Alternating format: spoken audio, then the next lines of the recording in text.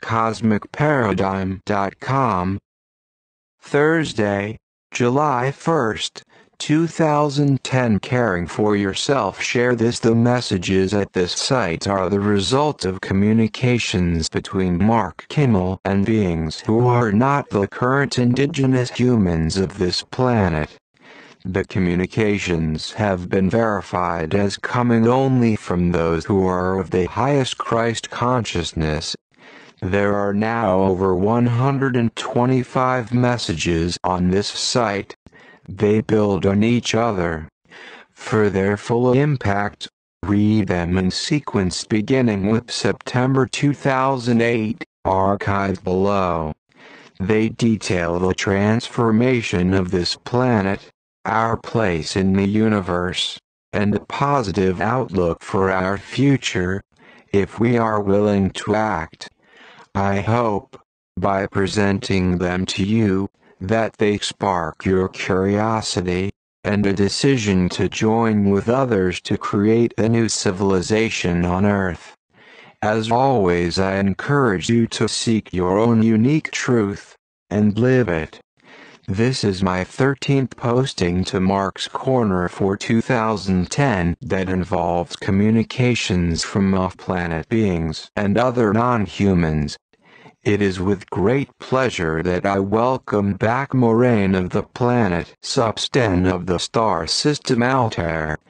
She is aboard a starship that orbits our planet. Greetings to all on Earth from your sisters and brothers from distant star systems. Today I wish to speak to you about caring for yourself during this time of the Great Transition. You have an obligation to care for your body, mind, emotions, and soul. You have been given this wondrous opportunity to be present on Earth during the moment of her ascension to higher frequencies. Are you taking maximum advantage of this growth opportunity? How are you caring for your soul? Do you have a solid spiritual practice? Does it infuse all other activities? Do you really understand who you are? Do you understand about God and the larger universe? What do you understand about oneness? Each of you has an obligation to care for the human body within which you are housed. It is not possible to teach others about health unless you possess good health yourself. You cannot give love unless you love yourself. You cannot respect others unless you respect yourself. You will judge others until you do no longer judge yourself. You cannot ask balance of others unless you are yourself balanced. You cannot teach others what you do not know. You cannot show others a right way to live unless you are living it yourself. Be healthy in all ways. Find the foods that are best for your particular body and consume them. Exclude those that are not suitable. Find exercise that is right for your body. Practice it daily. Find the right location in which to live. Live there. Do first for yourself so that you may then do for others. You must walk the talk so that others will look at your example and follow.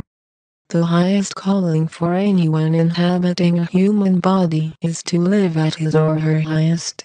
Whatever that means for each individual, in each circumstance. Live at your highest and let your light shine for all others to see.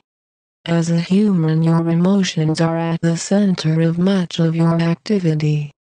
Do you let your emotions rule your life? Or do you listen to your heart as a true voice of what is best for you? Emotional balance, while somewhat difficult to achieve in humans, is most important as you ascend to the higher frequencies. What is it that triggers an emotional response in you?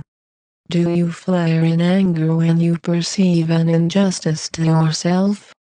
Anger is particularly debilitating when it is consistently triggered in a human body, as it produces lasting physical effects. Do you lust after what you may not have? Lust causes physical reactions within your body. I speak from having had the experience of living in a third dimension body. I now exist in a body of higher frequency where anger and lust are rarely seen. At this higher frequency, we are so interconnected that any emotional flare-up will be immediately transmitted through our connected energies, causing disturbances in the whole of our collective. In your current state, you also transmit energies. You may not realize it, but each time your emotions are triggered in any way, those around you detect this, most likely at a subconscious way. If you have a particularly empathic person around you, they will consciously pick up on your emotions. What is your emotional reaction to advertising in movies? Do you empathize with the pictures and want what is being shown? Do movies and fiction create a longing within you to jump into the scene? These are subtle ways in which the dark energy is manipulating your emotions. Beware of being trapped by visual images, either those before you in print or those created by your imagination. Neither serves you well if they are a distraction from achieving emotional balance. Are you thrown off by the emotions of others? Create for yourself an envelope about your physical body. Outside that boundary are the events and the drama that are part of life in the physical. Inside this boundary is that over which you have control.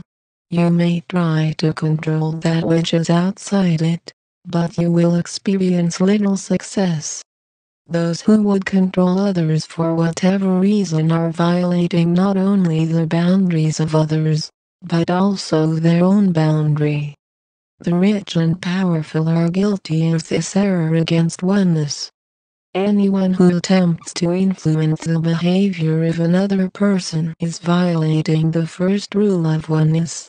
We are each sovereign over our own energy and should be allowed to direct our own behavior, make our own mistakes, and learn from our actions.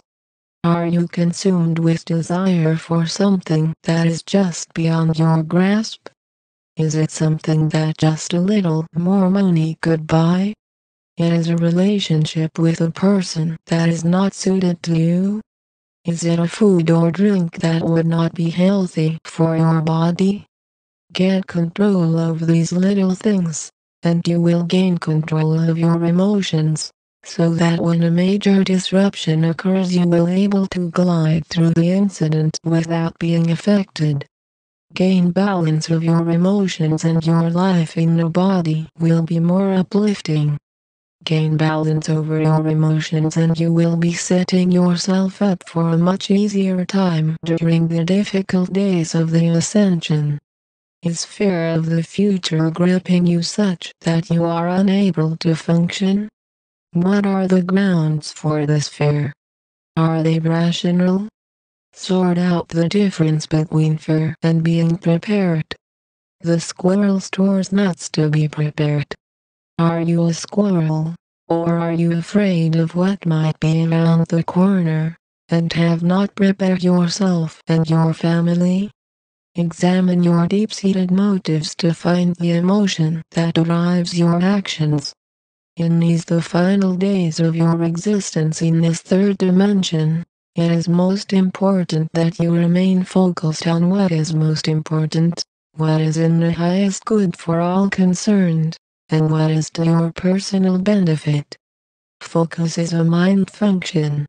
If you allow your mind to dwell on the fearful events surrounding you, you may become immersed in fear to the extent you are immobilized. If you allow your mind to wander to things that are of lesser importance, you will find it more difficult to do the right thing at the right moment.